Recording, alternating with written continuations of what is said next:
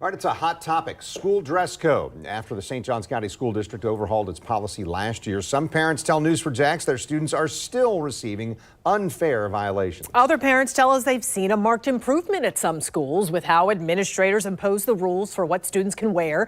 News4Jax reporter Joe McLean has covered this story for more than a year. Joe, last year's changes came after intense, even nationwide backlash. Yeah, many may remember the Bartram Trail High School yearbook thing. We'll talk about that in a minute. But this all started because of complaints about how the district's dress code policy was written and how it was enforced. Many parents were complaining that it disproportionately impacted female students. So last year, the district changed up and made a bunch of updates to that dress code policy. But parents say, well, some more updates are still needed. Some parents have noticed a change from last year in how the dress code rules are being enforced. Emily Lim has kids in the district and said she heard complaints from parents at the very beginning of the year, but since then, I have personally seen kids walking in and out with shorts and all that stuff. So last week, my daughter decided to try it. She had a cheer practice before school. And so she decided to just stay in her athletic shorts and see what happened.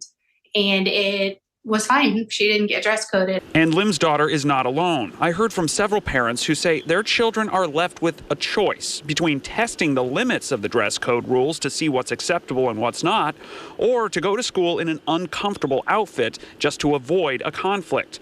One parent wrote on a Facebook post saying, "My daughter has been wearing mostly leggings and jeans to avoid getting dress coded, and she is a hot, sweaty, and grumpy mess from riding her bike in pants." Meanwhile, a parent at a different school said, "My daughter has for sure been pushing the limits," and even made a comment that no one will say anything, quote, "because they were in the news." Last year, St. Johns County schools adopted a gender-neutral set of rules, dropped the 5-inch inseam rule for shorts, and told administrators to avoid embarrassing students when they receive a violation. Up until recently, girls were not allowed to wear tank tops. It just seemed very antiquated, I guess would be the best word.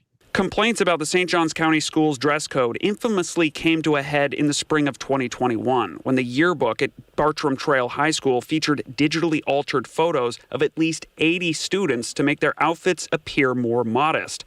Every single one of the edited photos were of female students.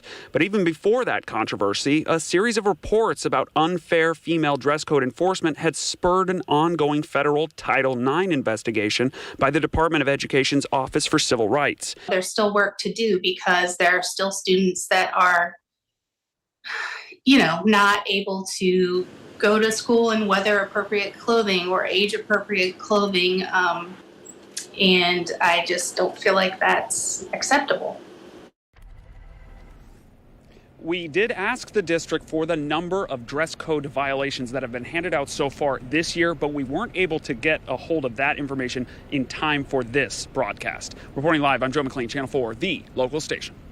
Joe, the district had also asked parents for feedback about the dress code, and you have some of those survey results.